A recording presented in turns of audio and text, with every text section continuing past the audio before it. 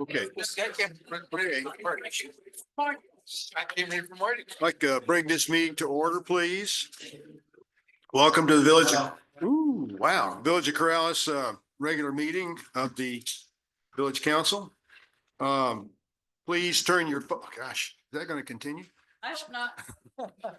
So please either silence your phones or put them on vibrate, whatever you like to do, and then stand and join me in the Pledge of Allegiance.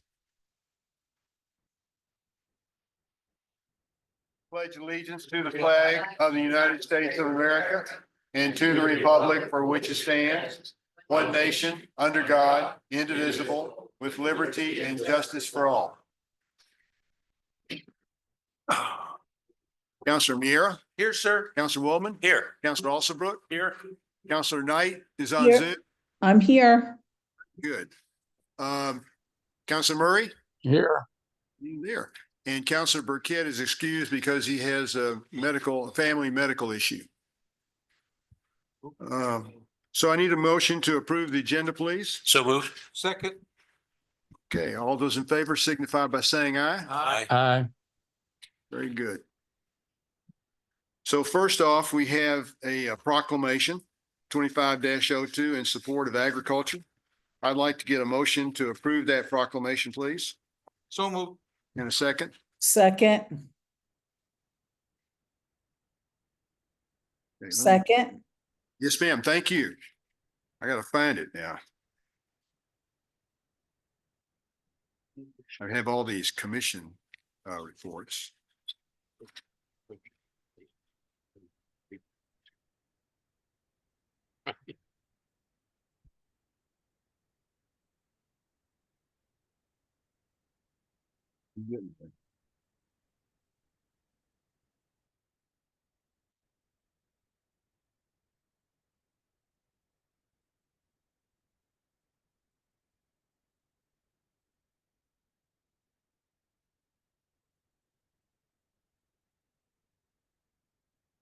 You have it up on your screen?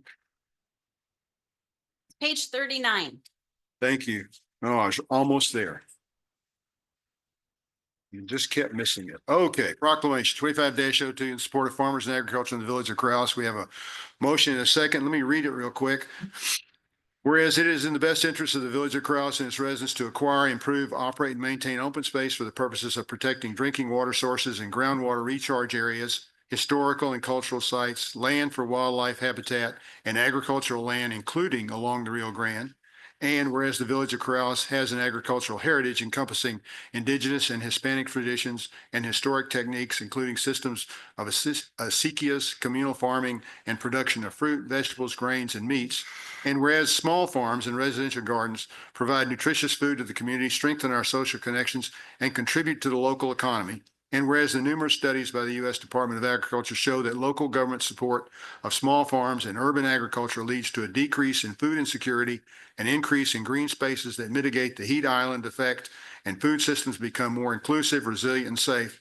Now, therefore, I, James F. Fahey, Jr., MD, Mayor of the Village of Corrales, Sandoval County, State of New Mexico, will preserve and support the agriculture community in the village through community education, enhancing economic development for local growers, and preserving open space to honor the agricultural heritage of the village. So how do you vote, council? Yes, sir. Councilwoman? Aye. Council Brooke? Council Murray? Aye. Councilor Knight? Aye. Okay, so it passes. Now we go to approval of appointments. Elizabeth Fisher for the Corrales Library Board. I need a motion to approve the appointment, please. So moved. Do I have a second? Second. All those in favor signify by saying aye. Aye. Aye. Thank you. Now we're going to have a presentation by Jason Kasuga of the Middle Rio Grande Conservancy District. Did you get enough water? Mr. Mayor, I did get enough water. So Mr. Mayor, members of the Village Council, I actually don't have anything audio video to share this time. You just get me and my voice. For those online, appreciate the opportunity to be here today. For those in the audience, thank you. And as always, Mayor and councilors, I appreciate the opportunity to present in front of you. So the topics I'm going to cover are going to be our overall water situation as a conservancy district, what we're looking at for the summer. And then I will obviously tackle an update, be it short, Corrales siphon. I'm probably going to start with the latter, and I will preface this, but I don't come bearing good news, really in either vein. So as you recall, the Corrales siphon, I think folks would know now the history of it. In 2020 and 2021, when the siphon first operated for the final time, we've been working through a rehabilitation project. I presented multiple times here about MRGCD steps, what we were taking, and I will reiterate every one of those steps that are complete. The project is designed. We have the money from the Water Trust Board. And we even went out to bid in November, and we were prevented from issuing the notice to proceed on that because I can't issue a notice to proceed to a contractor if they can't access the property and do the construction. MRGCD at this prior to finalizing our bid, we were noticed by letter from the federal government that the Bureau of Indian Affairs has determined that MRGCD does not have what they call a valid right-of-way for the Corrales siphon as it exists within the floodway of the Rio Grande. I would like to tell you, the council and the public, MRGCD greatly disagrees. And there are methods in which we can greatly disagree, but none of those methods right now produce getting the siphon constructed any faster. Within that letter, the Bureau of Indian Affairs recommended to MRGCD that we begin to negotiate on our own without the federal government with Sandia Pueblo. MRGCD has been doing that since. We've provided an offer to acquire a recognized right-of-way by the Sandia Pueblo. They countered.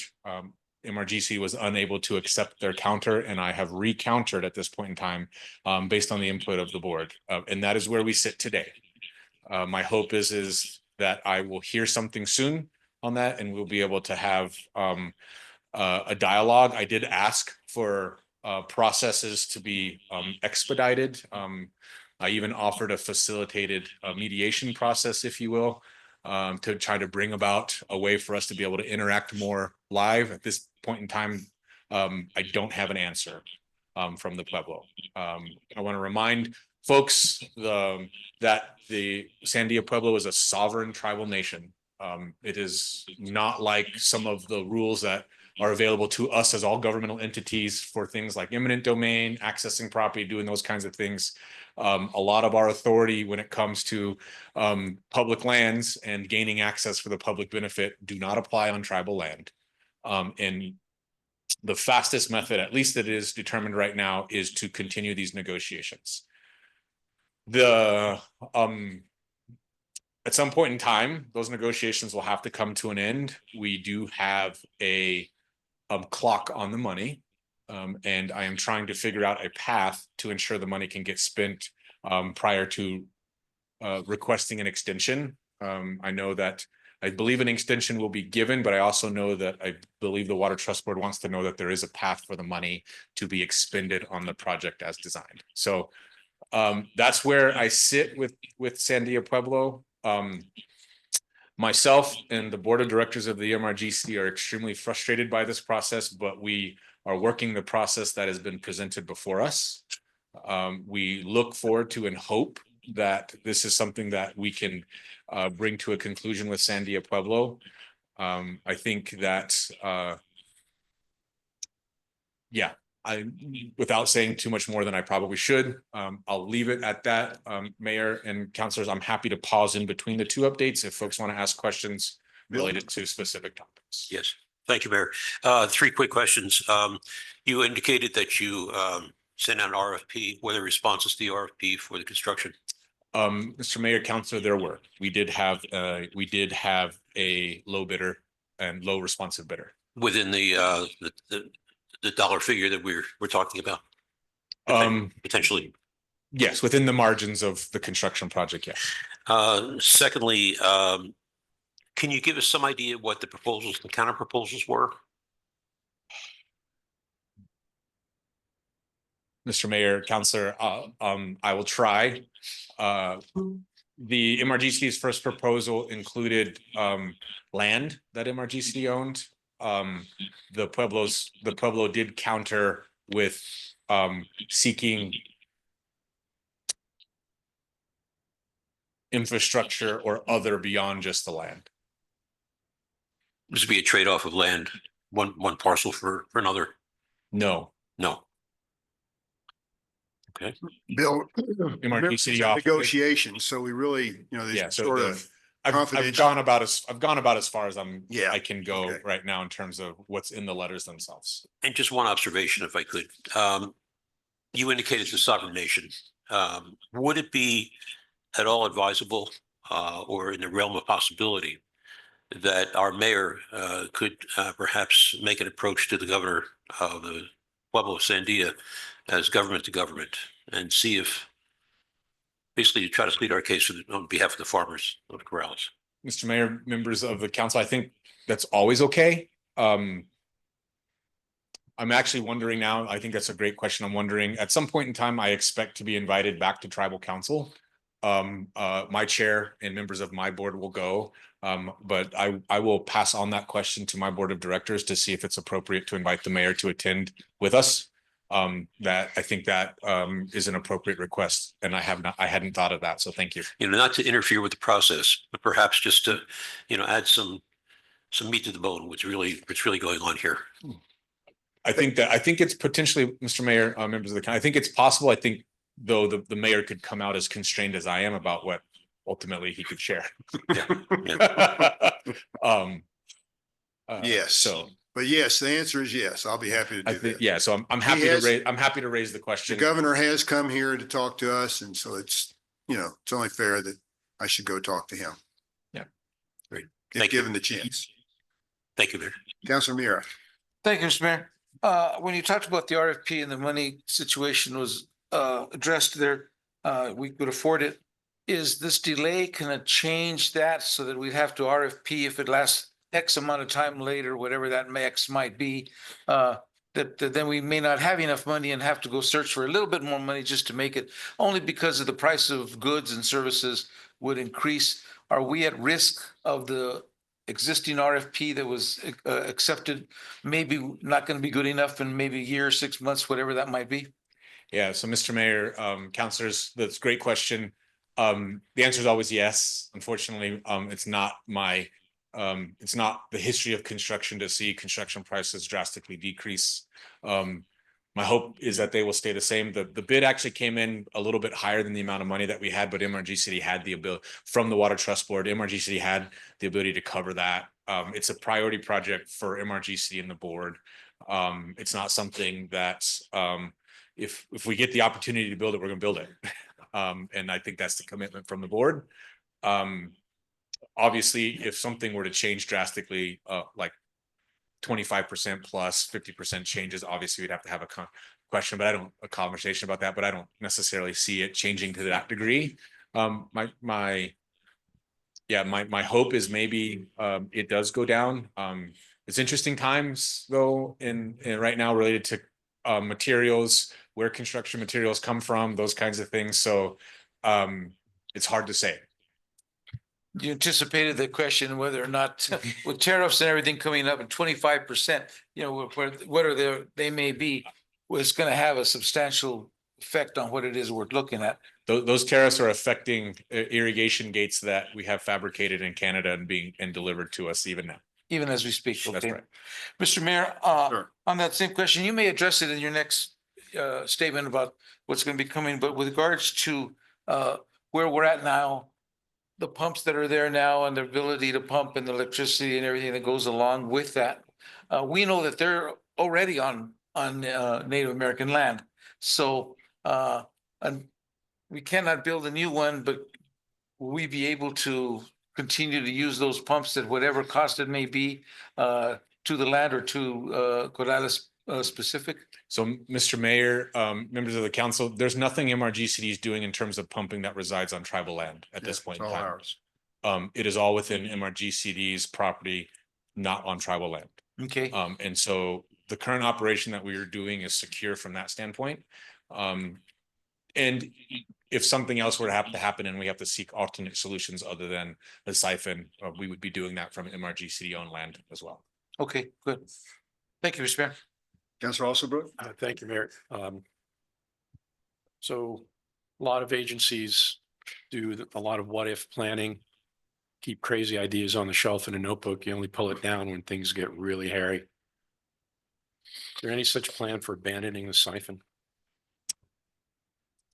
Mr. Mayor, members of the council, there was an alternatives report done that considered alternatives that didn't involve the siphon at the time. They were more expensive than a new siphon. So that report is dusted off. I actually have been beginning to have conversations about it maybe not being as much of a what if as we begin to barrel down this conversation. So that was the foresight, I think, in having an alternative analysis to tell us different ways at which we could solve this problem. I want to be hesitant to talk too much about the likelihood of going down that route, but those routes have their own challenges. One of the largest challenges, though, is out of the way in that we have three-phase power at the location, which was always going to be a challenge, and the project's taken long enough where that challenge has actually been addressed. So I want to be careful going that route. My expectation is my report to you today will be watched, and I don't want that to dissuade anybody or the Pueblo from believing that MRGC is not committed to building a siphon. We very much want to. We're ready to go. We think that the frustration and harm coming to the Corrales community could end soon. And we need our partners to partner with us to do that. Councilor Murray, Councilor Knight, do you guys have a question? This is Councilor Murray, Mayor. Do Can you hear me? have a question? Yes. So not being familiar with the tribal Pueblo Council, do they have a public forum where the public or members of the tribe can get up and speak before the council? Mr. Mayor, members of the council, I've never seen that. Whenever I've been invited to tribal council, a lot of their processes had taken place and I only walk in the door to do my issue and I walk out. So I've never seen a process like that. It doesn't mean it doesn't exist, but I'm not privy to ever witnessing it and understanding how that takes place. I'm just wondering if when you go to meet with them and the mayor, would a contingent of our farmers attend with you? Would that be maybe a focal point for maybe changing their mind? You know, I'm not sure what the sticking point is. I mean, is it religious in nature or with the property? But I think, you know, if we show up in force, maybe we can sway their thinking. Mayor, members of the council, I think at least again, please take my experience with a grain of salt. The outward facing administration for a Pueblo is its governor, and seeking an opportunity to schedule and have an opportunity to go talk to the governor, I think is always warranted. Everybody can do that, including residences of any community. If you want to do that, that would be my recommendation. Again, that is how tribal council and the Pueblo itself, that is their public facing official. And nobody's stopping you from doing that. I'm willing to attend a similar meeting like that if with the governor themselves. But I do think if and when I'm invited and MRGC is invited to attend tribal council again on this issue, I think it is more appropriate for myself and officials of MRGC and potentially the Corrales community to go, and not the individual farmers. But I do think the community of Corrales could be reaching out to the governor's office and seeking the ability to provide that input to him so he can pass it on to Well, I mean, would a letter campaign also be effective in terms of maybe informing him of our situation as well? Again, I think communication's good. I think, right, like we want to communicate to you now, as I'm communicating to them. I think it's always good for leaders to hear from the public that's being affected.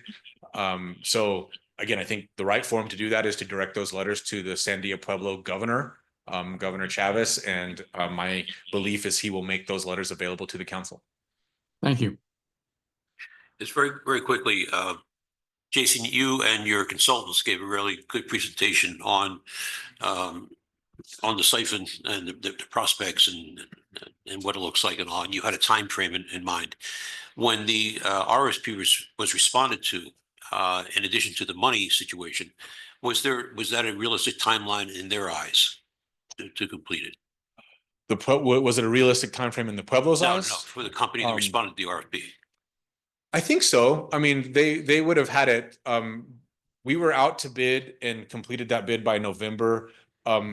They were conservative on their approach because when you're digging completely underground, so they conservatively estimated it would take them 12 months. But that also included the concrete work as opposed to getting under the river. And so my experience with that, I did another project at 147 where we had to bore underneath our facility and the NMDOT, much smaller run, but we hit unknown rock material and had to shift and it delayed. But before that happened, they were rocking and rolling and they were moving quickly, and they would have been almost a month ahead of schedule on that project. So I think it's just they're conservative in their estimates because you're underground and you don't get to see what you're cutting through. Now, I was just wondering if their timeline aligns with your timeline from your consultants. And yeah, so we were on schedule. We would have been, well, we were on schedule at least per the bid. Right. Our issue with this easement had slowed our engineering consultant down in terms of getting access for technical work that we were able to cure in the interim. That's why our bid was delayed till completing in November. But for the purposes of hiring a contractor, the contractor said they could have been complete prior to December of 2025. Mayor, this is Counselor Knight. Yes, Counselor Knight. Yeah. Hi, Jason. My question is, about 6 months ago, the governor of the Sandia Pueblo came and talked to the council as well as some of the other officers, I think, of the Pueblo. And they seemed pretty open to help the farmers in Corrales. Was the BIA stepping in and giving their opinion kind of counter to what happened then? Or why all of a sudden the big change, do you think?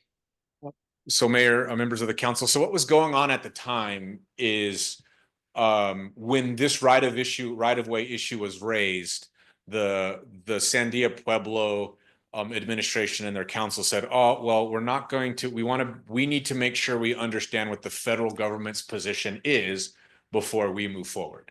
At that point in time, I openly requested with the Pueblo, MRGC is happy to negotiate with you now. And if BIA rules in that our easement's not good, we'll have completed that negotiation already. That was not something they wanted to do at the time. So they wanted to wait until they understood what BIA's ruling was, and then they wanted the negotiations to start after that. We were proactive. We were happy to negotiate sooner in the event that that BIA ruled the way that they did. So I know I've listened to that. I do recognize and I am channeling, I think, a little bit of MRGC's frustration in this instance. We tried to be proactive. We tried to settle an issue before the issue was even raised. I think we've been negotiating in good faith. We continue to be. I know that the governor sat here and said that it is up to MRGC to get the village of Corrales water. We understand that. We're doing it right now by pumps, but it is not only MRGC's decision about providing water through the siphon. It does require Sandia Pueblo to allow that facility to be constructed. So if MRGC is forced to go a different way, we will go a different way to provide Corrales its water. But I do think it's worth correcting that statement a little bit, that if we're going to have a Corrales siphon, is predicated on Sandia allowing a siphon to be there. And right now, again, we're in those negotiations. With any negotiation, if you've been a part of any kind, it's a negotiation around compensation. Okay, well, thank you. Again, I agree with Counselor Murray. If there's any kind of a letter writing campaign that could help, let us know. There's plenty of people that wrote to our legislators and our representatives in Washington, and it seemed to move them and get started looking at the siphon more. So if you think that would help, I'm sure we'd have plenty of letters to send to the governor of the Sandia Pueblo. I think Mr. Mayor, members of the council, I think communication and allowing people to understand the communities that are affected. Our board is moved by those. When we have significant issues going on, public comment always weighs heavy. This project and your comments today and the comments I've received on this have always weighed heavy on us. So my hope is decision makers of any kind would take that into account. Jason, do you have a good address that we could make available for everyone so that whoever wanted to send a letter could do that? Yeah, Mr. Mayor, members of the council, their mailing address is on their website. Oh, okay. Under contact us, they have an official mailing address on the Pueblo of Sandia's. And the website. governor would see that. And it is, you can address it to the governor. Very good. Thank you. Mayor, this is Councilor Murray. I got another question if you don't mind. Sure, go ahead. So is the objection to a permanent right of way over on the Sandia Pueblo, or is there a way that we could say, can you grant us a 90-day or 180-day right of way to allow us to get the siphon in place and then, it goes away? I mean, I'm not sure. I mean, is the right of way, permanent right of way, the issue that they have? So, Mr. Mayor, members of the council, it's the permanent right of way because based on BIA's ruling, even though the pipe's underground under the floodway, BIA's ruling is that requires a right of way. Again, and I want to stress to this body, MRGCD believes we have one. We believe we have that. We believe we weren't consulted in the process when BIA made the ruling. I believe BIA acted outside of their authority because our agreement was with the Secretary of Interior. And there are ways in which we can pursue that, but none of that produces a faster method of getting the siphon in the ground. But only one community, your community is being harmed. And so we're doing what we can to try to get the project on the ground as fast as possible. Believing that what was done to this community and to MRGCD, and I would say again, let's remember MRGCD is BIA's contractor in this. We're the only entity federally authorized to deliver water to the Pueblos, and they're telling us that we don't have a easement to do the job that we started doing in the 1920s. So be that as it may, there is no faster path to getting the siphon constructed than negotiating with Sandia at this point in time. So one of the issues is that we do not physically have a copy of the right of way and cannot produce it so that we demonstrate that we have it. Is that correct?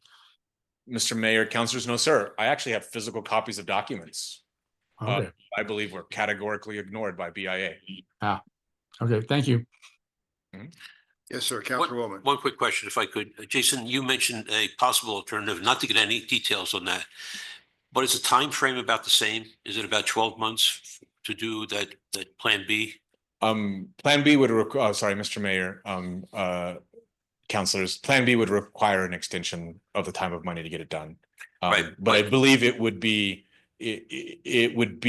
likely if when we get to construction, probably a faster construction method, but it would require us to touch the river in ways that we didn't have to by drilling completely underneath it. So there would be a different environmental compliance component that we would have to go through. And again, all bets are off. I'm not quite sure what that process will look like. right now. But it So could involve some environmental concerns. it will involve the remaining options will require us to touch the floodplain in a manner that would cause damage in a localized sense and in a short term. So my expectation is there will be some sort of environmental compliance associated with that. Good, thank you. And then and associated mitigation. Yep, thank you. Thank you, Mayor. Okay, So, Mr. Mayor, there's a little bit more on the siphon and at least water delivery. And the one of the things that I have in the board has is behind me on this is we're trying to prioritize the first community getting water on this river right now is Corrales. I know that because of the winds, we had to turn down the pumps. Right now, MRGCD has 3 broken channels in 3 different parts of the valley due to heavy weed plugs because of the wind. I ask that you're a little patient. It takes the wind blows for if the wind blows for 15 days, the first 3-4 days of it is us having to work and clean out the tumbleweeds that make their way in, and then the tumbleweeds are no more blows in because there's none available. They all end up in our canals. So I have to deliver that water safely. I know we're working through that process. You as a community, I need to express this to you, the counselors, and to the community who's listening, and to the community who's in the office, who's are in the audience. MRGCD cares about this community. I hope you know that. If you don't hear it from me today, we're doing everything we can. We heard community feedback. There is a 3rd pump staged in Albuquerque as a backup. If one wants to go down, we can deploy that pump, pull one out, put that one back in. That was an expense that the board approved. We recognize that Corrales is at a disadvantage compared to the rest of the valley. You will be the first to receive water, but you will be the first to lose it because you are subject to the limitations because of the declining river channel, whereas our surface diversions have way more flexibility related to that. So I know I talk to residents all the time. I try to convey that I know and I understand. I told my board this, not having the Corrales siphon is my single greatest disappointment coming out of 2024 because we were ready to go. What we controlled was done and we were ready. And as many people tell me I can't control everything, it's still frustrating to have it ready to go and not be in construction right now. So yeah, I don't know what to say other than continue to ask for patience. But I also know if you need to call and you need me to hear you, I am happy to hear you. I did that today for a constituent. I will do it again. That is my job. So if you're frustrated and you need answers, please call my assistant, schedule. I would rather you bring that to me where I can explain as opposed to my staff who maybe experiences that without all the other answers. That's what I get paid to do. So if you need that time, and I'm speaking to the greater Corrales public, you can contact my office, ask for Tara Jaramillo. She will get you on my schedule and we will have a conversation for me to hear you. I can't promise that will speed up the process, but I know that folks want to be heard, and I'm available to do that. okay. Mayor, Councilor Murray. Yes, sir. So I got a couple questions. So given the low snowpack that we've got this year, how short a season do you estimate, or can you estimate? Mr. Mayor, councilors, I was moving right on to that point. I'll talk about the hydrology that we have this year. And right as I was getting ready to leave the office, our March forecast came in. The difference between the March and February forecast is the March forecast projected median flows at Otoe to be 51% of median. The March forecast, a month later, have now projected those flows to be 36% of median. It is the lowest value I've seen in my career at MRGCD. It is going to be, at least from a river flow standpoint, a very difficult year. And it will need to rain for, I think, agriculture in the whole valley, let alone Corrales, to thrive. I do have a lot of encouraging voices in my ear saying it's going to rain. And so I will offer that out there, that I'm encouraged by how much I hear people tell me it's going to rain. But again, not to dampen the mood, but the rain is tough for Corrales because it's hard for me to get you rainwater. The storms are so flashy, the river may not come up to the degree that I can even divert. So it highlights how diminished Corrales is compared to the rest of the valley, in that you'll even benefit less from diversions of rainwater, because if the rain doesn't produce a high enough river stage where we can turn on the pumps, I can't turn those pumps on for you. Does that, Yeah. I'm sorry, I didn't mean to interrupt, but does that mean if we get rain further north, up towards Alvaro and so places like that, and it comes down into the storage area, but you're able to store that water and then pass it on? So, Mayor, councilors, I will not be able to store any native water, but the further north it rains, the more likely we'll be able to turn on the pumps and sustain pumping for a period of time. I don't have the ability to store native water this year because of New Mexico's status in the Rio Grande Compact. And we have a physical place to store water. I want to make sure folks understand that. We can store water again. We have a physical location to store water. The compact is prohibiting us from storing water. So we've addressed one of those issues based on being able to store water in Abiquiu, but one of our biggest challenges that we need to now turn our attention to as a state is the Rio Grande Compact, and making sure that the whole valley and the whole state knows satisfying the Rio Grande Compact is a conservation measure for all of our missions on the river, be it ag, be it environment, be it municipality. We've got to start satisfying the compact. So the other sore point is any improvement in Alvaro and the rehabilitation of that dam. Is there any movement forward on that? Mr. Mayor, members of the council, that's going to be a slow process. I don't want that to discourage anybody though here, because even though that Reclamation's having to push a reset button on Alvaro, Reclamation and MRGCD in partnership with ABCWA has acquired an alternate storage location at Abiquiu. Federal law changed that allowed that to happen. We are making use of that. So Alvaro is moving forward at the pace that Reclamation can move it at this point in time. And Reclamation continues to tell MRGC that they're committed to getting that done. But the good news is we have space now. If MRGCD was allowed to, under the Rio Grande Compact, store water, I have the physical location and space to store it in, based on an agreement with the Bureau of Reclamation and Albuquerque Bernalillo County Water Utility Authority. So space is not the limiting factor anymore. It's the compact itself. But okay, something I'm confused about. Native waters is what? Is rain? Is that what the rainwater? And why is that different than snowpack? So, Mayor, members of the council, native water is all of the above. Native water is any water that is produced in the drainage basin of the Rio Grande. That's why, so that's what makes it native to the Rio Grande, be it rainwater or be it snowpack. All of that within the Rio Grande basin is considered native.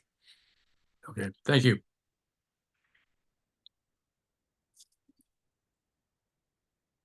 Mr. Mayor, I yield for more questions. I have covered my topics, and I'm happy to answer any other questions.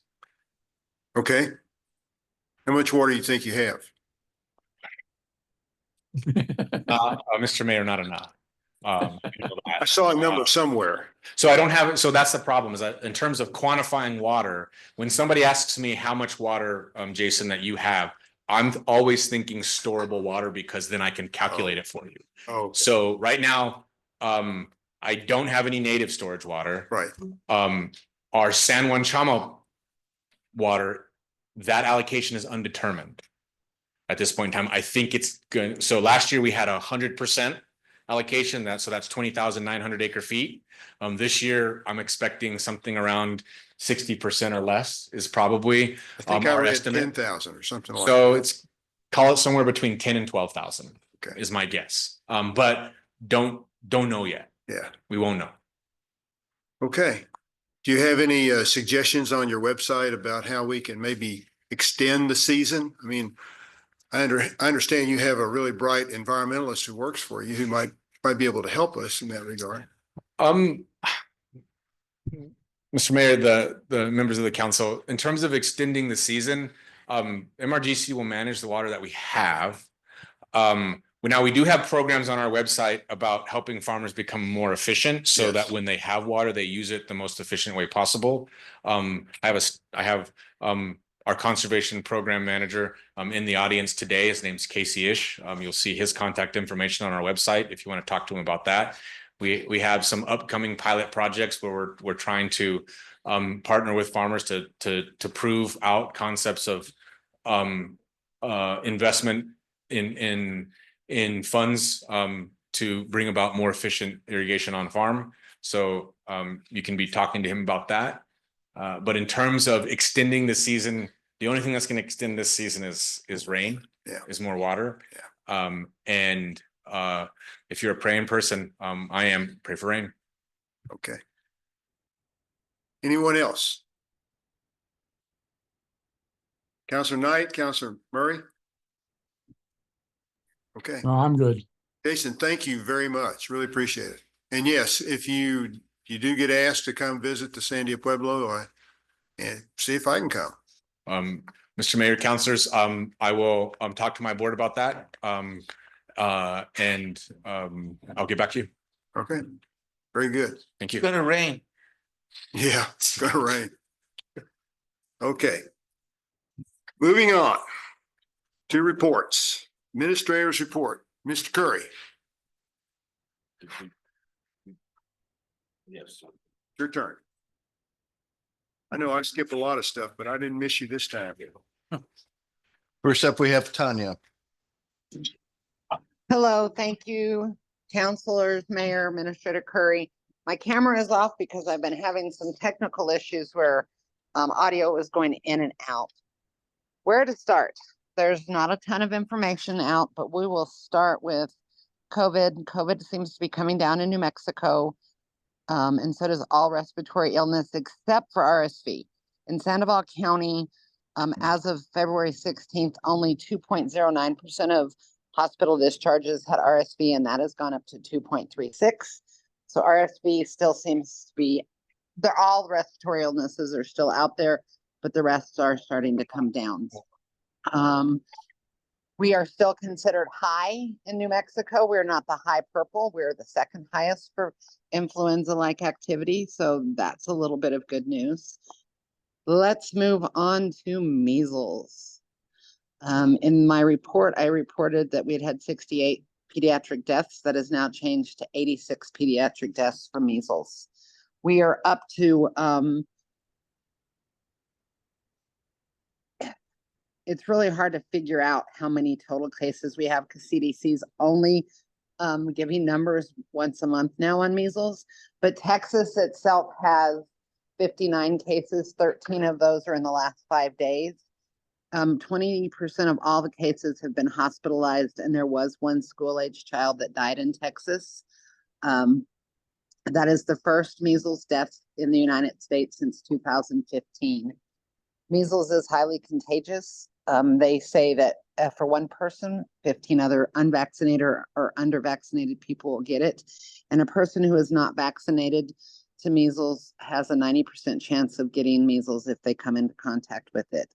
Measles does hang in the air. It's a respiratory spread, and it hangs in the air about 2 hours after a person with measles has been in the room.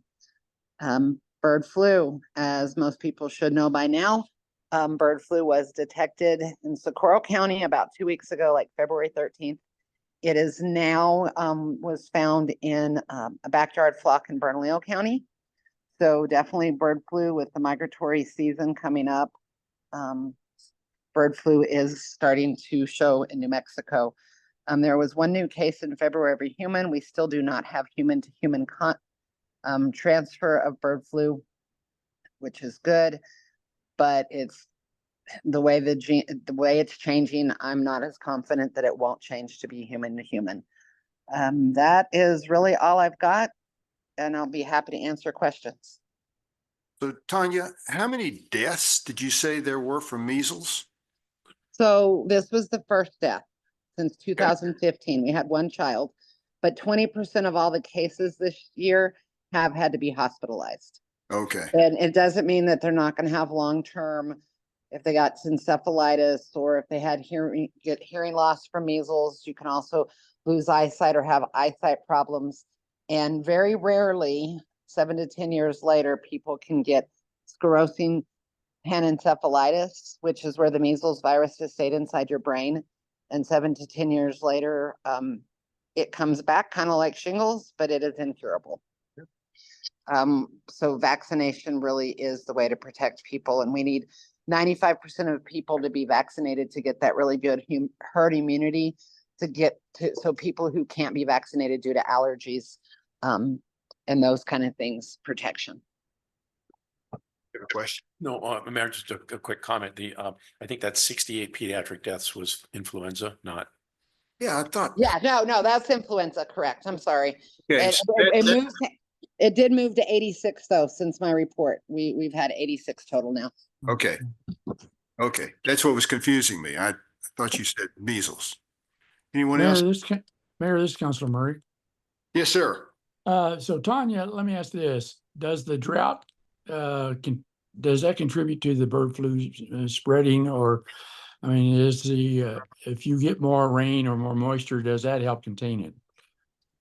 So bird flu spreads bird to bird. It can spread through their feces. It can spread from a bird drinking out of your water. I have moved all my water, like for birds, to the front of my property because I still want birds to have water.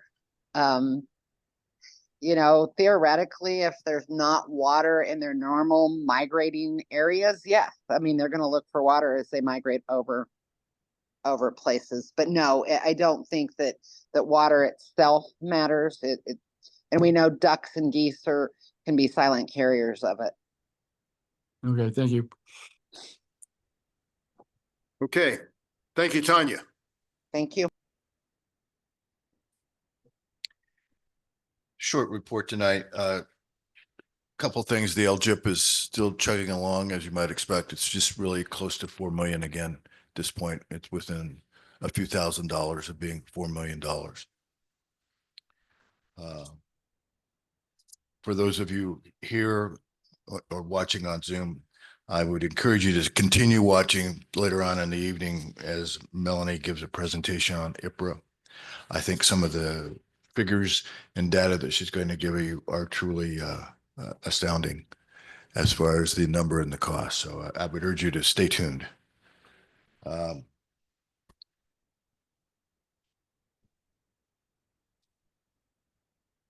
like Vic to come up and give just a brief description of what happened with the accident last Tuesday night so that people know. Mr. Ron, Mayor and Council, thank you. Just real briefly for those who aren't aware, the reason we weren't able to gather last Tuesday, much to my disappointment and probably many of yours as well, was a single vehicle high-speed crash on Corrales Road. It started on the 4200 block right in front of IDEM and ended up in our gazebo out front here. And it's absolutely a miracle that there were no pedestrians, equestrians, or cyclists. Every time I leave here in the afternoon, there's probably half a dozen, just in the time it takes me to turn onto Corrales Road. And so that was truly a miracle. And fortunately, nobody was hurt. The driver sustained only minor bumps and bruises and may or may not have suffered a medical episode. We don't have confirmation on that. However, we found no evidence of alcohol use and nothing to support any abuse of controlled substances either. Based on the witness statements that the driver was driving aggressively immediately prior to the crash, not just simply losing control. I mean, we've all investigated traffic crashes involving medical episodes, whether they be heart attacks or seizures, and 99% of the time, probably 99.9, the driver goes straight off the road one way or the other when that event is initiated. And this driver was seen passing on the double yellow, coming back into his lane. So based on the totality of circumstances, witness statements, we went ahead and issued the careless driving citation, and we'll let it run its judicial course in that respect. The driver is expected to be okay, and the vehicle was duly insured. So that's good news. P&M came out right away, of course, with Comcast as well. The fire department, Public Works did a phenomenal job assisting with managing that scene. And of course, Tanya and Melanie pushing the information out to the public by social media. So with that, I'll stand for any questions. Okay. Thank you very Nick, much. thank you very much. Thanks. Last thing, I'm going to ask Melanie to give a quick timeline update on the comprehensive plan. Thank you, Mayor, Council. So as we talked about at the last council meeting, the Planning and Zoning Commission decided to not recommend sending the comprehensive plan on to the governing body quite yet. They want one more pass at it, and they want a version that is a clean version that includes all of the appendices, and they want all of the changes that they're recommending to be in the document as well. So what's going to happen is that we are going to meet with Chris Allen, the chair of the committee, and Lori Stout and I will meet with her on Friday the 14th. We will make all of those changes in a document, make a nice clean document. We have received the appendices, all 122 pages of them. And then a new document will be created that combines all of those. The main problem we're going to have is getting that out to council in a packet, because the packet is too large to be able to email. So we'll have to create a link. Likely what will happen is it'll be put on the new IPRA portal under the trending topics. We already have a link to the appendices on that page. So if anybody is interested and wants to see those appendices from the comprehensive plan, it's in the comprehensive plan trending topic section of the IPRA portal. And you can find that by going to the village website homepage, go to the bottom where it says public records request, click on there. And I've made the link to the portal the biggest I possibly can. The biggest font it will let me. So it's very clear where you click now to go to that. And then you just look for the box that says trending topics. It's the very first one. So what that means is we will miss the deadline to get it back before P&Z for their March meeting, because the deadline for their packet is March 12th. So they will not see the revisions until their April meeting, which means the earliest council could now see it would be the second meeting in April, which is somewhere around the 23rd, I think. I need to look at the calendar, but Yes, so but second meeting in April. as far as making a decision, but they can actually see it before then.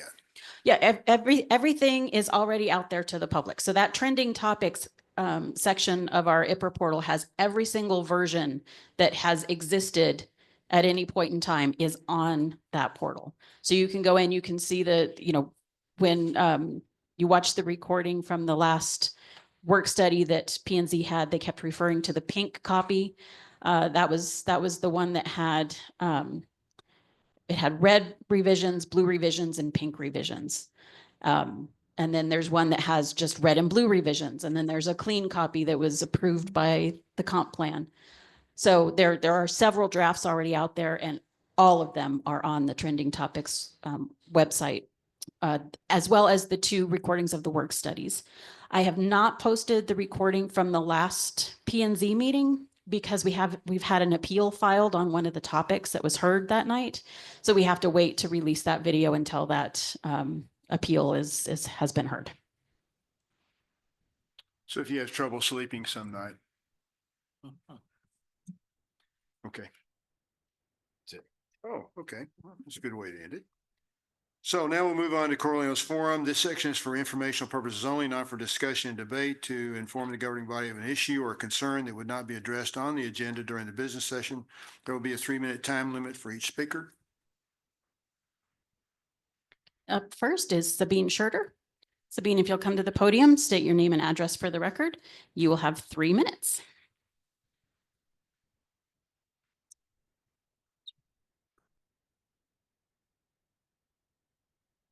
Good evening, Mayor and councilors. My name is Sabine Schurter. I live on 47 Rincon Road. Last Sunday, a bar on Corrales Road put on a rock concert on their new outdoor stage right next to Corrales Road. The amplified music was very loud. It was plainly audible past the boundaries of the Main Street Corrales zone or mixed-use neighborhood commercial district. The applicants for the site development plan of this bar had stated in their application that there would be no undue impact on the community. Well, this level of noise was just that, an undue impact on the community. My question is, why are businesses allowed to do this kind of stuff and conduct in this matter? This example shows that the core of Corrales, the soon-to-be Arts and Cultural District, and its adjoining neighborhoods see the quality of life for residents deteriorate due to noise and light pollution, traffic, and congestion. Each home, some smaller, some bigger, you see wedged between or right next to businesses on Corrales Road or beyond, are a home of a Corraleño family or an individual. And people do live in this area, and some businesses seem to forget about this.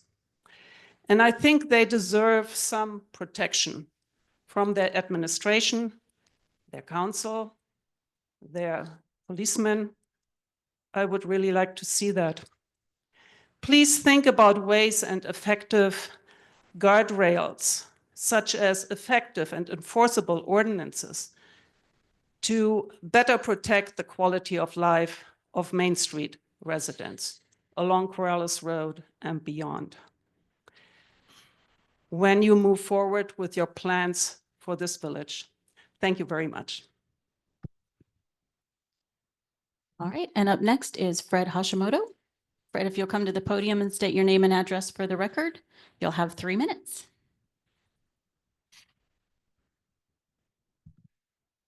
Thank you, Mayor, councilors.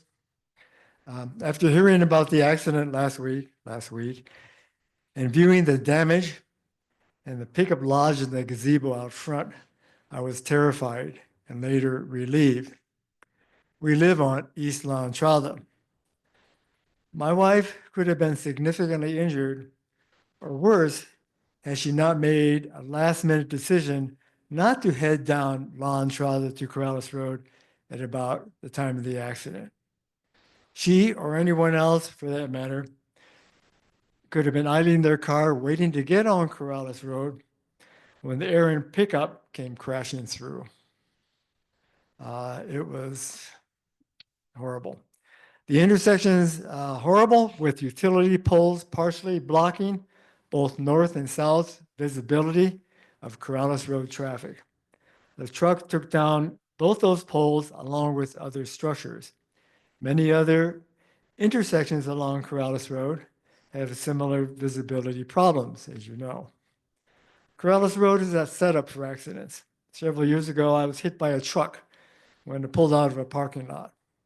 Also, a family member got in an accident on Corrales Road when somebody decided to do an illegal U-turn. Traffic is significant on Corrales Road, and 1 out of 8 vehicles is from outside the village on Corrales Road, and a large proportion of speeding tickets, probably over half, are issued to non-residents. Although it is not mentioned in the comprehensive plan, traffic is increased by 65% on the weekends. This was reported to the Comp Plan Committee by the MR-COG traffic expert, and weekends is when more alcohol is being served at establishments on Corrales Road. In the Comp Plan survey, 65% of the approximately 2,000 responders felt that increased traffic would negatively impact their quality of life in Corrales.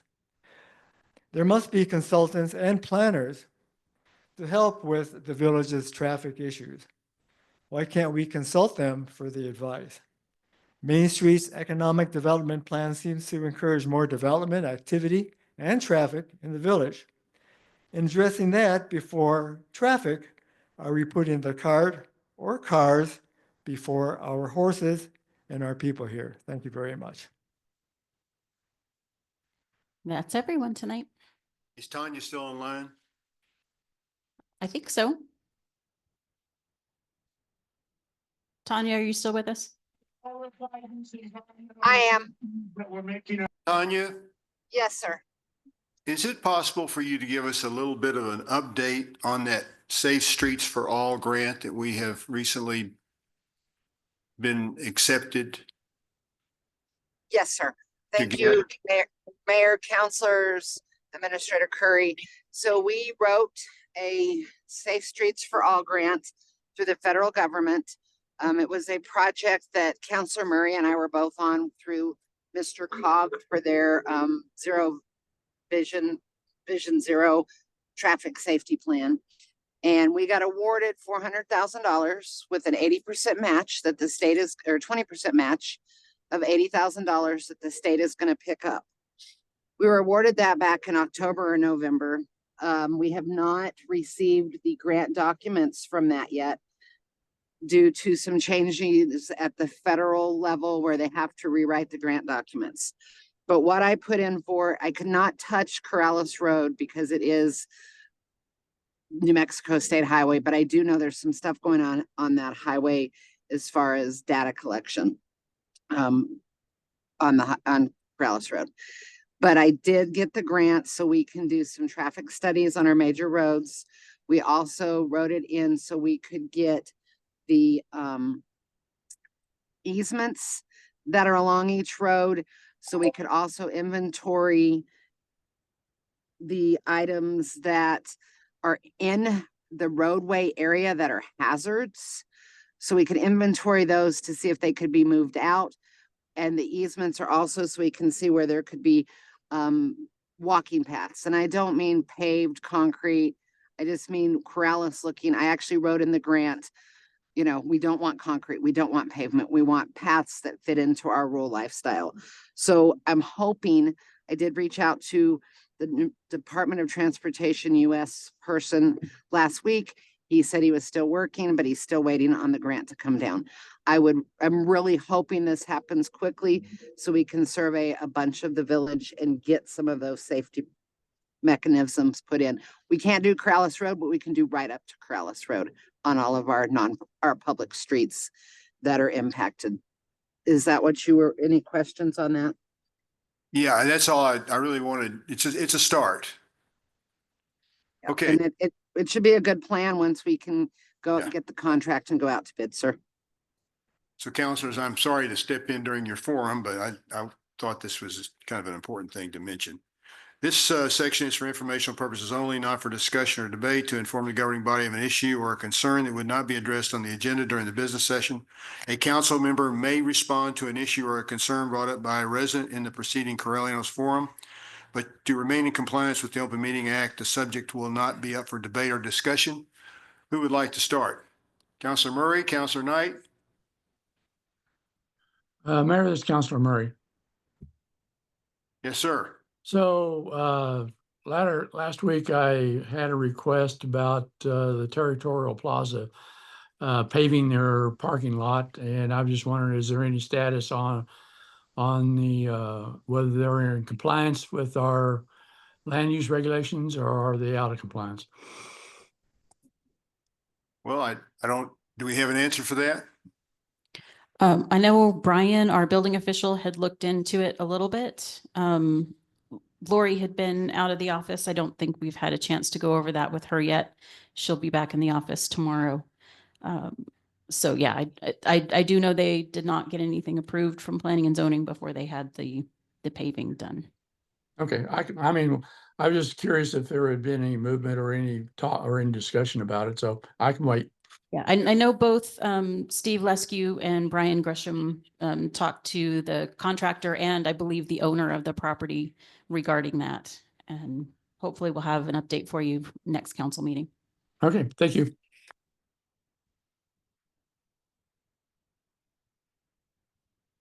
Okay, moving on. Consent agenda, approval of minutes from February 11th, 2024, regular council meeting. Approval of resolution 25-03 BAR. I need a motion to approve. So move. Second. Okay, so I have a motion to approve in a second. How do you vote? Counselor Alsobrook? Aye. Counselor Woolman? Aye. Counselor Mira? Yes, sir. Counselor Murray? Aye. Counselor Knight? Aye. Thank you. New business, consideration action approval of resolution 25-04 disposal of property. Have you all had a chance to look at the property? Okay, need a motion to approve resolution 25-04. So moved. Do I have a second? A motion and a second. Any discussion at all? How do you vote, Counselor Knight? Aye. Counselor Murray? Aye. Counselor Mira? Yes, sir. Counselor Woolman? Aye. Counselor Alsobrook? Aye. Consideration action approval of franchise agreement with EZ Fiber. I need a motion to approve. Yeah, I'll move to approve. Okay, Second. okay, we have a motion to approve in a second. Do we have a representative from EZ Fiber here? I think they were going to try and participate by Zoom. Yes, I'm on the Zoom call. There you go. Does anybody have any questions for him? Mayor, this is Councilor Murray. Yes, sir. So, social media and also other media outlets, your subcontractors seem to have a problem with cutting other services and destruction of property.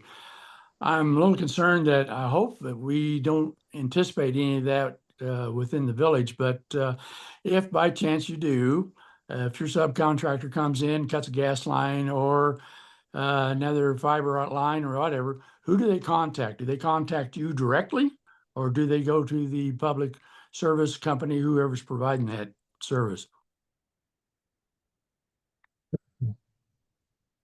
Thank you for that question, Councilman Murray. So they will actually contact us directly. If it is a gas line, they will call the appropriate 311, but at the same time, we also need to be notified because we have our own direct line to PNM regarding the gas lines. But we do not have a 311 in our village. I mean, or should we call 911? You would certainly call us, and we would handle that directly. If it is a gas line, then I think 911 would be appropriate. But at the same time, calling us, we do this in the city of Houston. We do this in the city of Albuquerque. We do this in the city of Seattle. This is normal course of business for us, although it doesn't happen every day. In some cases, it does happen, and we've got a process for handling utility hits, as we call it. Okay, and then also, I guess my other question is, you're not displacing any other competing service within the village, are you not? It's just a standalone, people can call you if they want your service and they can then negotiate with you a plan. Yes, sir. Yes, sir. So we've got set pricing that's on our website. AT&T will still be there. Comcast will still be there.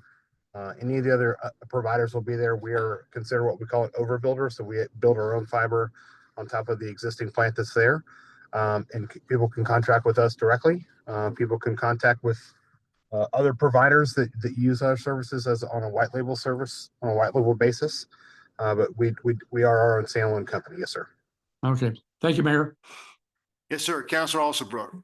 I just have a few questions. Thank you. And I think they're all related. Is this fiber all the way to the user and what areas do you expect to serve of Corrales? And then what's the timeline for that? It is our network in everywhere we serve is 100% fiber optic. The varying cable sizes the cable sizes vary based upon if it's in a residential neighborhood or if it's in a major thoroughfare. But it is 100% fiber. The connections that we deliver at minimum is going to be 1 gig by 1 gig. So that's 1 gig download, 1 gig upload. And that'll go up to, in some cases, 400 gigabytes by 400 gigabytes. Those are generally reserved for businesses, hyperscalers, etc. But at minimum, residences will see 1 gig up to 8 gigs. And so you expect to make this service available to all of Corrales? Yes, sir. We've designed it to be a ubiquitous build across the entire city of Corrales. All right. We do have some folks at the end of very long, desolate roads. So, okay, just checking on that. And then the timeline for. In an ideal world, we could build the city in Corrales in about 3 months. However, that'd be very disruptive to the city, to the village rather. So we anticipate this build being about between 8 to 9 months. Okay, thank you. Thank you. So who else? Anybody else?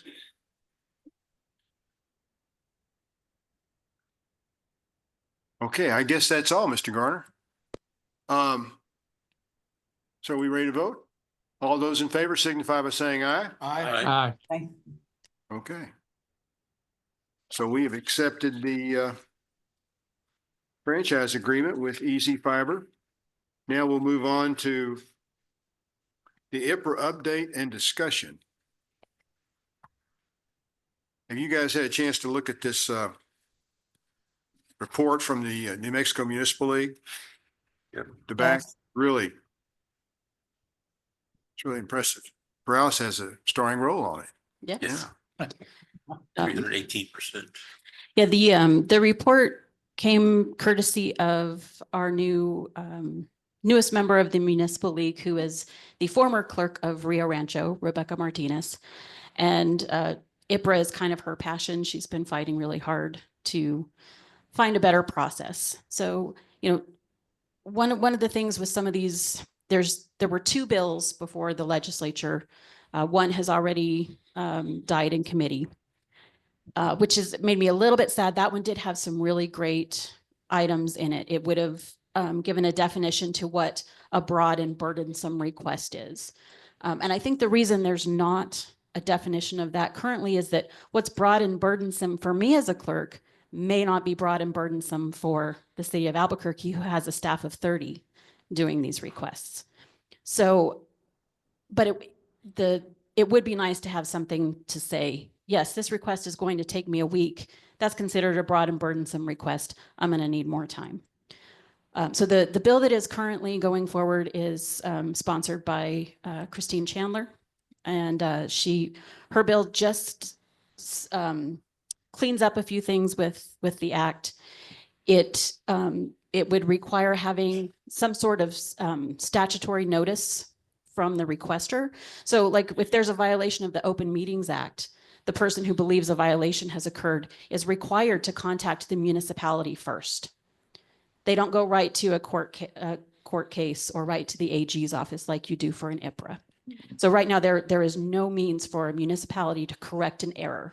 This is a human process. We are people. We many of us are doing 10 other things while we're doing these requests. Sometimes we pull a file, we believe everything is there, but one piece of paper, maybe the piece of paper the person is looking for, and it might be missing because a previous clerk misfiled it, or who knows what happened. So right now there's no way to fix that. And the current IPRA laws automatically assume that the municipality is guilty of some sort of criminal activity. We are not innocent until proven guilty when it comes to IPRA. We are immediately considered having done something wrong. And so what the clerks are asking for is a little grace to recognize that we are human. And so we need some sort of a process by which we can fix an error if we have legitimately made an error. And so some of the opponents of the bill are saying that this would lead to more requests being denied. I'm not really sure that would happen. Just asking the requester to reach out to the municipality first. Here in Corrales, when we respond to an IPRA request, the last line of our response always says, if you believe a document is missing or something has been redacted in error, please contact our office within 30 days of receipt of this notice. Now, legally, we can't enforce that. We can't say you have to do this before going to file a court case or going to the AG's office and filing a complaint against us.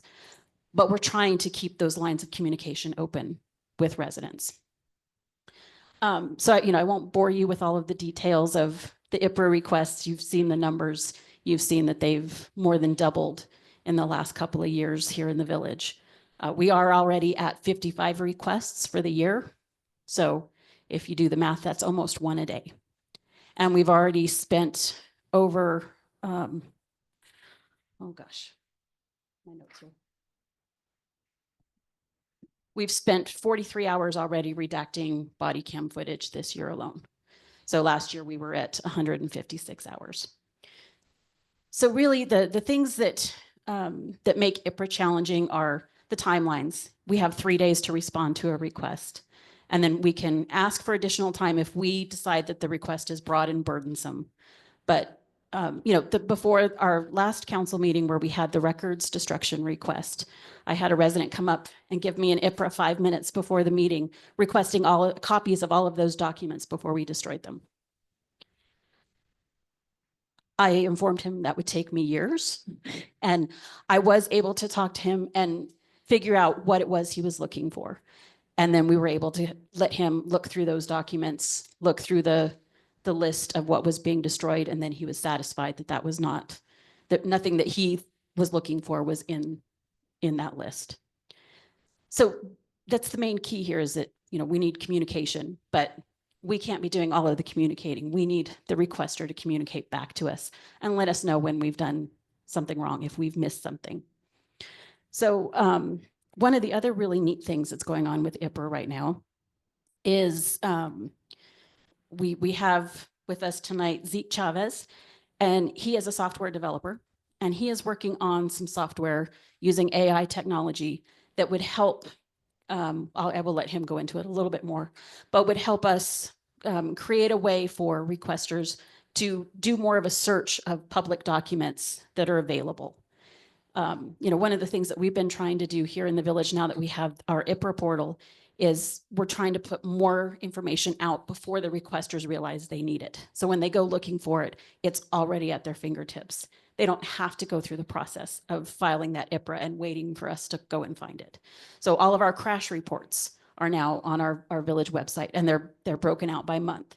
So people who are in a crash no longer have to come in and file an IPRA request to get a copy of their document to go take it to the insurance. They can just go right to that portal, enter their crash number, and there it is.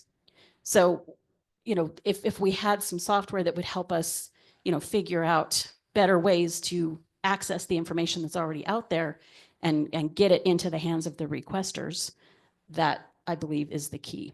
So I'm going to let Zeke talk to you for just a little bit here, and he's going to show you a demonstration of some of the stuff that he is working on.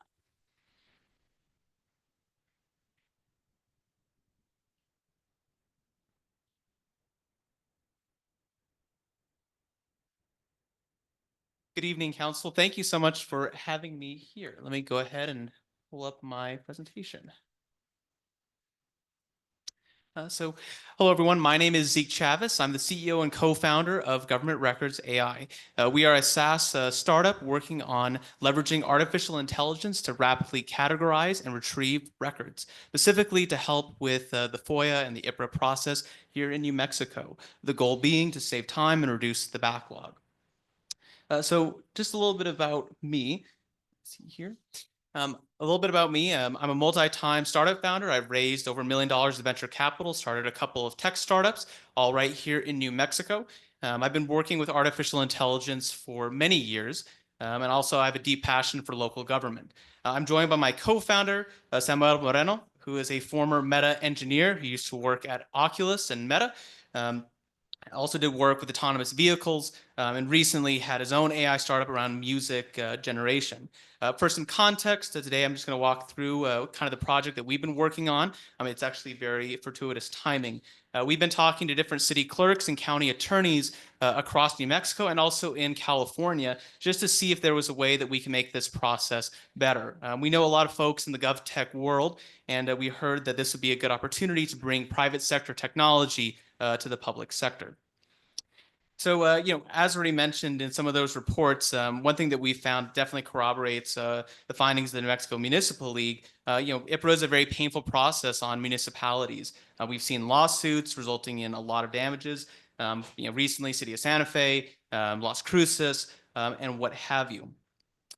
And also, just to share some of the data, some of the increase in the volumes of requests. We're also seeing this nationally. We've been talking to a lot of clerks out in California, and they're also seeing a increase in requests as well. There are actually tools out there leveraging artificial intelligence to automate the process for making requests, meaning that there's going to be a lot of cities that are going to be flooded with even more requests. It's almost like one of those catch-22s of all this new technology being implemented out there. And also in that report, one thing that we found interesting is that 44% of the respondents mentioned how challenging some of these requests are and how complex they are. So when we set out to go and do research into this area, we talked to a lot of city clerks and county attorneys. We wanted to take a holistic view and find out why exactly is this so painful for municipalities. And currently, one of the main processes that we've seen is a requester will go to some type of online portal. Maybe they don't even have a portal. They'll just submit a PDF to the city clerk. City clerk will then have to interpret that information and then route it over to the proper department. That department then will have to go and find that record. It could take days, weeks, or what have you. Then they get that record. They then send it back to the city clerk. City clerk then has to go through and redact that information to find out what's going to be released. All of this process can take anywhere from days to weeks to months, and that's why we've seen a lot of backlog. One thing we know about local government right now, it's really hard to get new staff members into these roles. We already have low staff members working on this, so it's even harder when we're seeing an increase in all of these requests.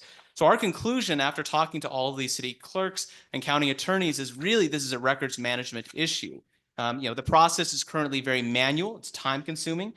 There's a lot of documents that have to be sifted through, email, video, and what have you. We've heard stories of a request being 300 emails turning into 3,000. I was talking to a clerk this morning who's having to go through 60,000 emails all by herself, reading every individual one. And of course, these requests are becoming increasingly complex, as we've seen from the report. So that's where the idea was born, to leverage artificial intelligence in this problem area. This technology already exists in the private sector. Law firms use this technology to sift through the thousands and tens of thousands of documents for their court cases. And we thought we can apply the technology here. The idea being is that we are parking a model between government databases to be able to sift through it, rapidly categorize. It's like having a librarian assign a label to all of these different documents. We also can chew through thousands of documents really quickly versus a human being having to go through and categorize, rate relevancy, and what have you. The goal being to create a searchable database for clerks to be able to find this information quickly. We can even take it a step further, and by connecting all of these different places, instead of the clerk having to request it from a department, they can access it themselves and run a search. Once again, this technology exists in the private sector. We're just bringing it here.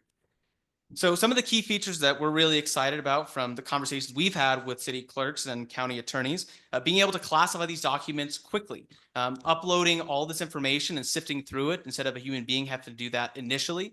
Of course, a human being is still going to need to be here, but we can automate a lot of the initial intake. Also making a searchable database. Keyword search is great when you're just saying, hey, I want to look for something related to bracelets, but artificial intelligence has gotten to the point now where it can understand context. So for example, one of the cities that we spoke with, they had a request for bracelets as it related to gangs. So when they pulled all the information, they got every single type of document and data about bracelets. Well, they still have to go through all of those, and they were really looking for bracelets as it relates to this one item. And also just leveraging natural language processing. So this is what an early demo of what we've been working on here, and I'll show you. And this is still, of course, in the early stages, but we've proven out the technology can actually work. So I'll go ahead and just show you here. So here's our dashboard. Once again, this is an early version, but over in the top right, we can create a new project. You can enter in the details of the IPRA request. This is very important because our model will actually use this data to determine relevancy. So we can then create a request. We can then find those different projects. And then now we have a centralized location for all of the different documents that we're going to be going through. So let's just say if we want to upload files and actually chew through them. If, for example, when I was talking to the city clerk this morning, 60,000 emails for one human being to go through is a lot. They've been doing this now for almost 3 months. So what we can do is we can chew through all of that data. So say if we upload it, and then our model can score relevancy and assign tags automatically. And so here we have our processing, and now we've actually gone through and assigned relevancy, we've categorized things, and now a person can search through and find the most relevant piece of information. We still display all the information of, different data points that weren't relevant just so you can have it, but this is saving a lot of time to be able to turn around and get this information out there. The other part of it is being able to use search. So for example, if you want to search through the different databases that our model is parked on top of, we also will go through and categorize, assign tags for all of the different types of records that we can detect. One thing that we've noticed is that a lot of municipalities are relying on legacy systems. We can go through and interpret that unstructured data using natural language processing. So for example, over here, we have our list of different files that we found. We've scored relevancy, so we can quickly go and find it. And of course, we can also preview it. You can also, in theory, talk to your document, ask it questions, and then preview it. So here's like a crash report that we could categorize, for example. And so that's the example of the technology. The real goal of what we are trying to do is we really want to be able to help reduce the time it takes to fill out a request. We noticed that one of the major bottlenecks was just getting this information and sifting through it. So with this technology, once again, which is out there in the private sector, we can help city clerks respond to records requests faster. We can, of course, increase productivity. We know that right now it's hard to get those staff members. And also, at the end of the day, the goal is to be more transparent. No one is against government transparency. But the faster we can help these city clerks get this information out, the faster we can get this out to the public. And also, as relevant to IPRA, ensuring compliance. These fines are very expensive, especially here in New Mexico.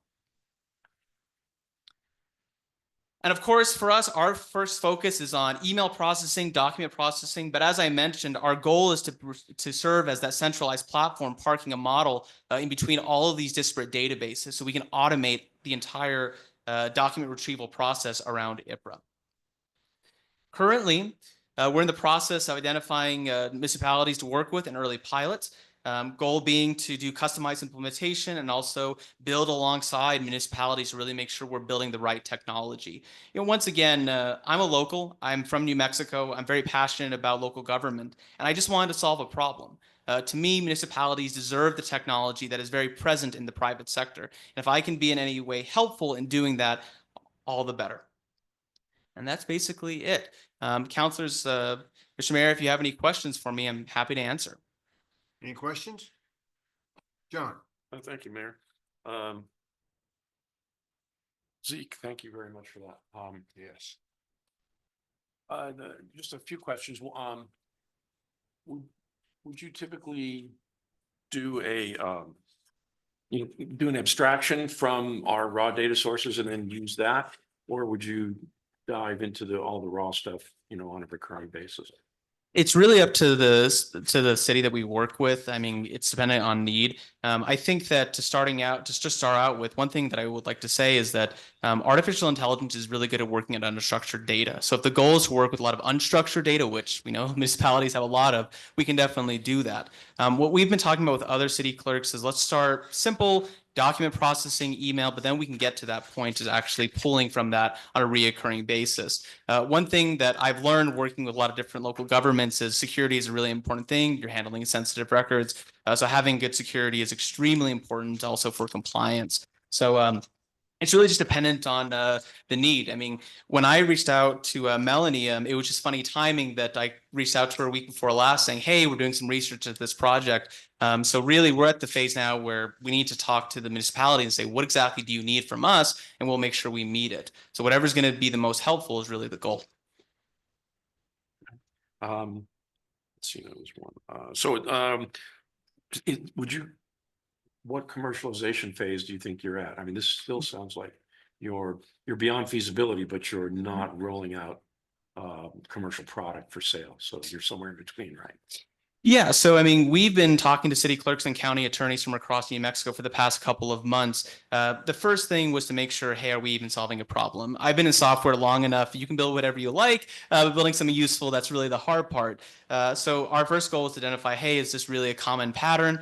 We definitely know now, talking to enough city clerks and county attorneys, that it is. And we are actually in the process now of actually building. And in that process, when you're building early stage software, you want to partner up with the municipalities or design partners to really build out the right thing. So frankly, we're at the stage now where we can build. We've actually ran software tests. We know that we can do this. My co-founder has been working with artificial intelligence for well over 8 years.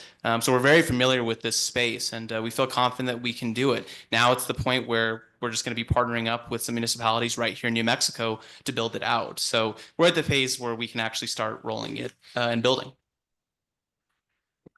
Sounds like you're still early enough phase that we could expect some consideration when we to adopt your technologies.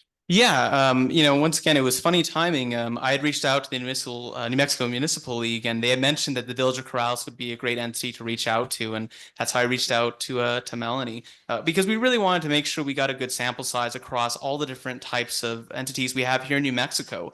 One thing we found is that smaller municipalities, they don't have as big of a budget. And that means that there's limitations on staff. And ironically enough, the more limitation on staff, the better artificial intelligence really is at assisting in this process, because it's like having another assistant right there with you to at least do the initial intake. So yeah, absolutely. That's what the process we're in right now. And my last question, and this may be as much for Melanie as for you. Mhm. Would you ever envision the process where there's no risk for having to redact protected information, where it would be almost self-serve, where I could go in and say, my IPRA request is, you fill out your automated form, and then it goes through and dives through everything, your models pull out the information and then present it back to me, and I didn't consume any of the staff time. Yeah, I still think that at the end of the day, just because you're dealing with sensitive information, now to your point on redaction, it's funny, you're not the only person to mention this. We were having that conversation this morning. That's actually something that has been asked to add to our roadmap. We actually can automate redaction. Since we have the data there when we're chewing through it, once again, you can do a cross search between, for example, detecting what social security numbers look like, or as it relates to HIPAA. So to answer your question, we can definitely automate the initial process, but just to be safe, because artificial intelligence, it's really good. There's always that risk with technology. It's best to still have a human in the loop. You can stop there, Zeke. Thank you. That was a trick question. I wanted to hear you say that. Yeah, there you go. They haven't taken over yet. So.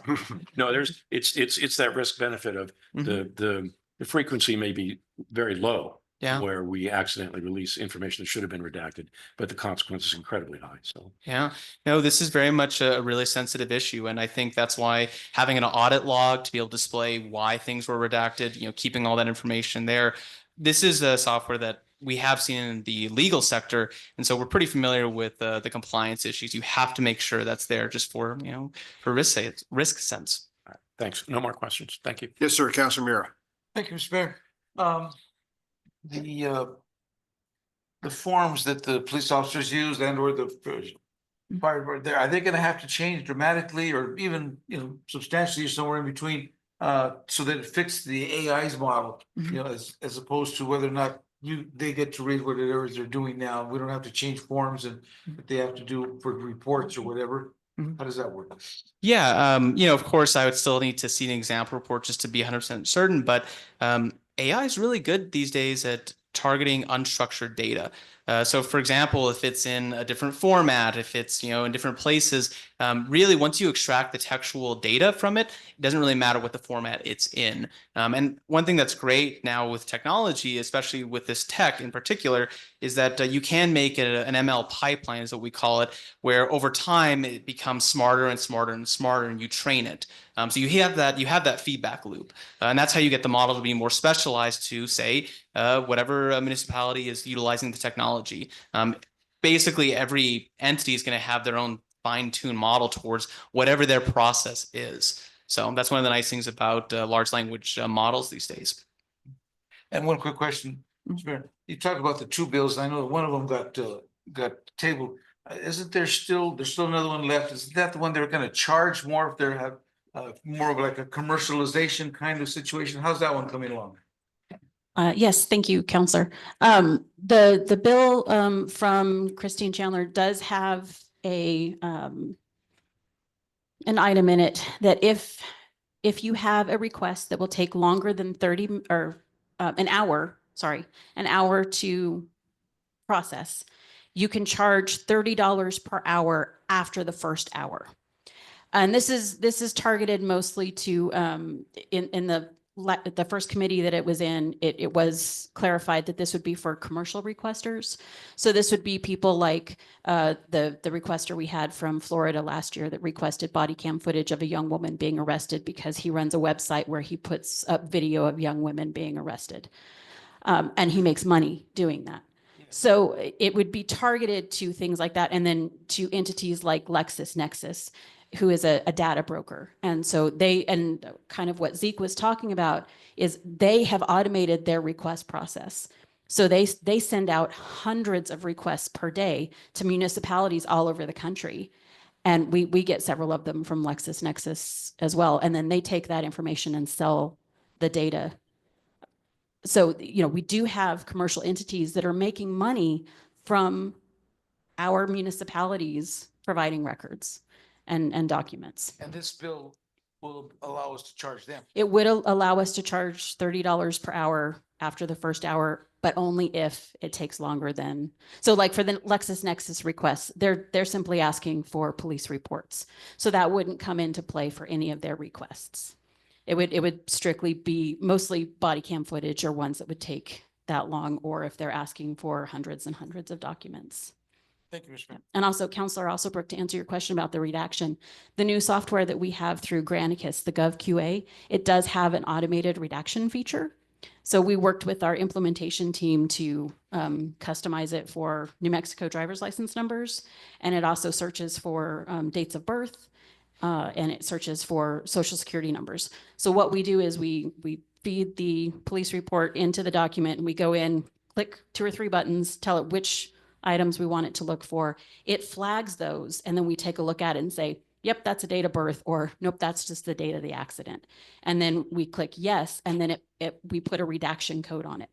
So then at the end of the report that the requester gets, they'll see the blacked out items on the report, and then it'll say PPI. And then at the bottom of the report, it'll specify this was redacted for protected personal identifier or HIPAA or whatever it is. So we do already have that technology with our new software. Yes, sir. Thank you, Mayor. Melanie, is this then if we were to decide to go forward with this AI program, this would be a contract that we would sign with the company? I'm not sure we've gotten that far yet. When I was talking to Zeke, he had mentioned that Rebecca had said, to give me a call because I had mentioned to her a few months ago, if the league could just develop some sort of clearinghouse for statewide records. And I said, I'm not a software developer. I have no idea how to do that. But, one of the things with IPRA is that, say I get a request for a police report, but it was actually the Sandoval County Sheriff that responded. It's my responsibility as a records custodian to forward that request to Sandoval County. But if we had something like, what Zeke's working on, that could be automated, and we could possibly have access to their records and just say, here you go. And so this would benefit the requester because then they wouldn't have to wait for me to forward it and then them to get it and make sure, what if the email I have for the person is no longer valid? What if they aren't there anymore? So there's some issues with that process of us forwarding on documents. And that's why I had said to Rebecca, if we could have something where it would be a statewide database, and clearly that would take time and money. But yeah, I mean, and I had even mentioned to Zeke, if he could maybe partner with the league to offer something, sometimes the league will be the one to contract. They used to do that with Samba Safety. And we can check driver's license records of anybody who's driving a village vehicle.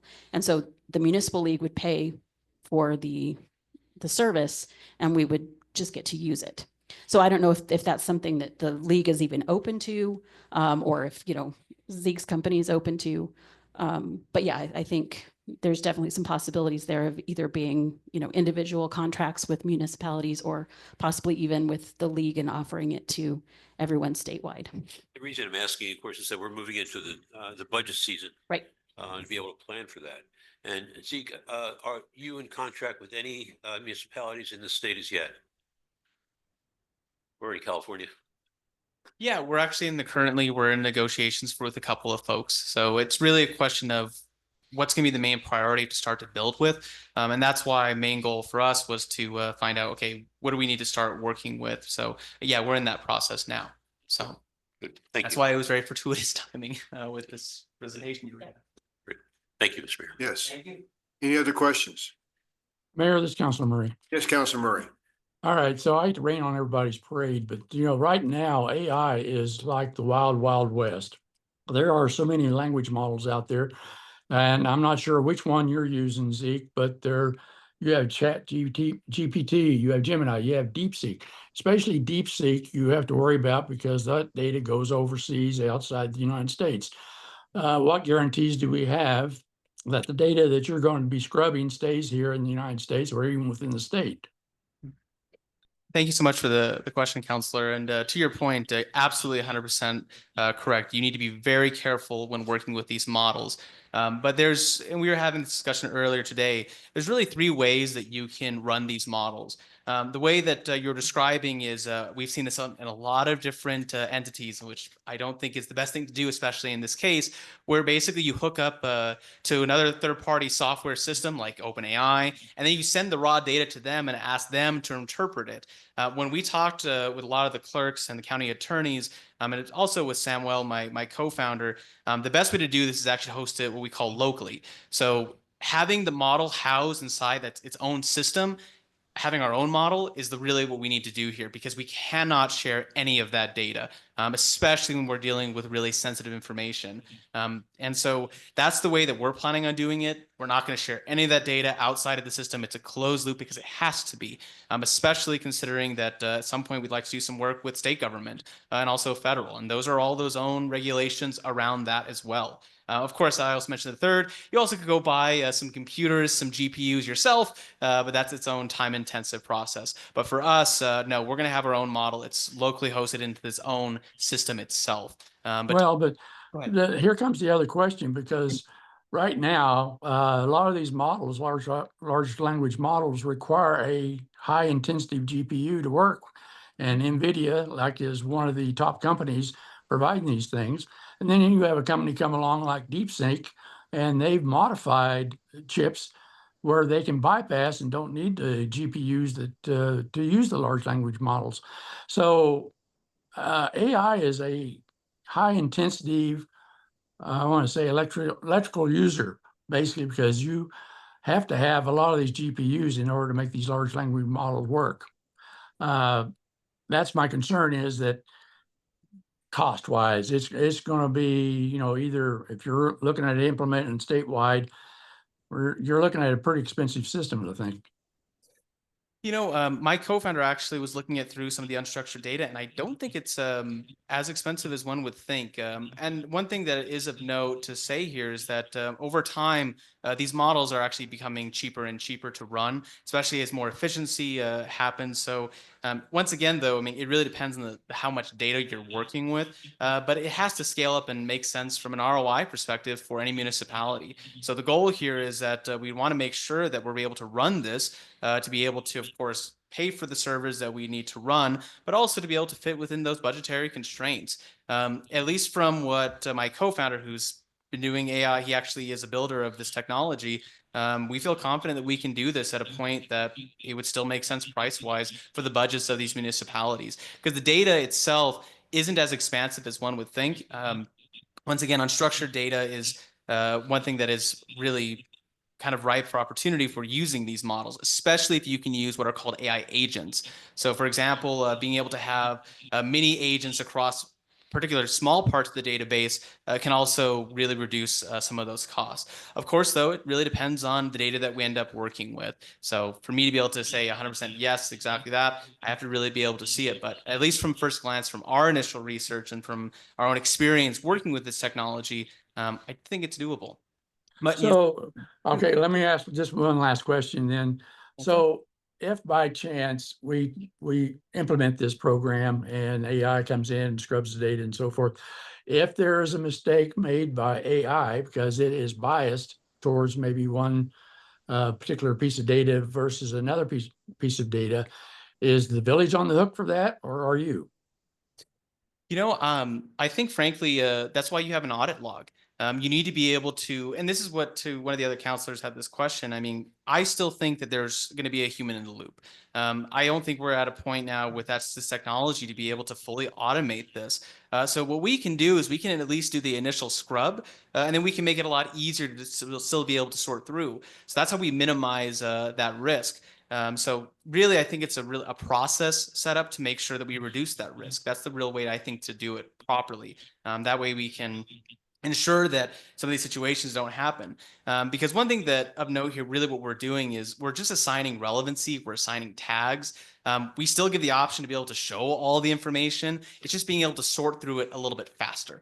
Once again, I still think, and I think a lot of AI researchers will agree, we're not at the point now where AI is going to be able to replace all human beings in a particular job function. You still need that human in the loop, especially when you're working with really sensitive pieces of information. So I think that's the best way to reduce that risk, doing audit logs and what have you. And frankly, whatever we need to really do to make sure that we partner up and make sure the municipalities feel comfortable with this technology, we'll do.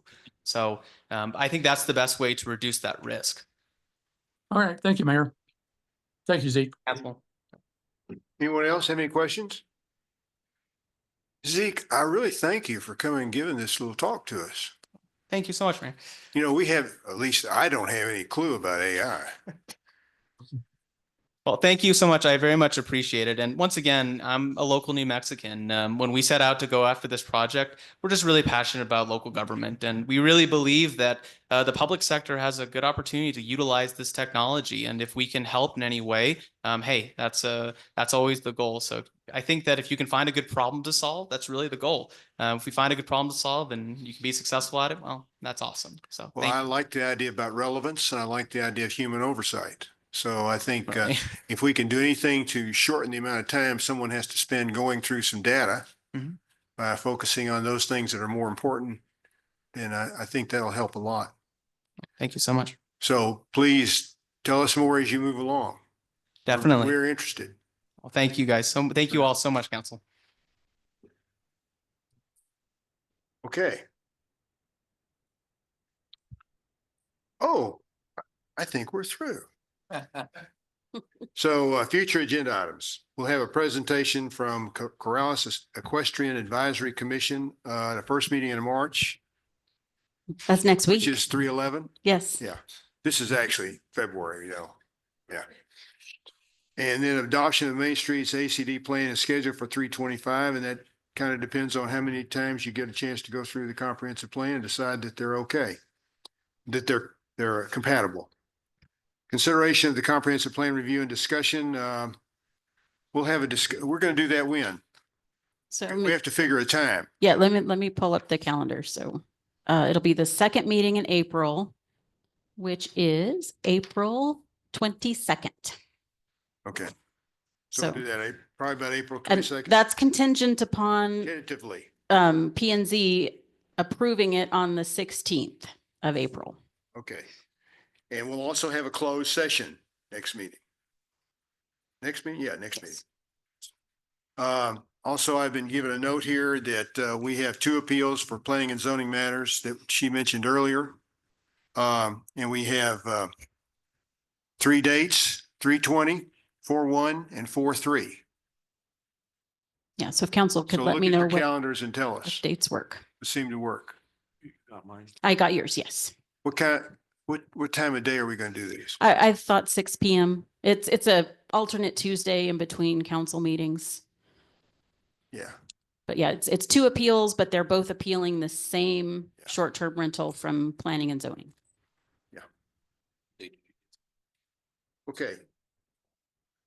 Anything else you want to talk about? Anything else you want to put on an agenda in the future? Nobody else. Counselor Knight, Counselor Murray? I'm good. Okay, Nothing at this time. very good. Well, we have finished the business meeting for the council. We are adjourned.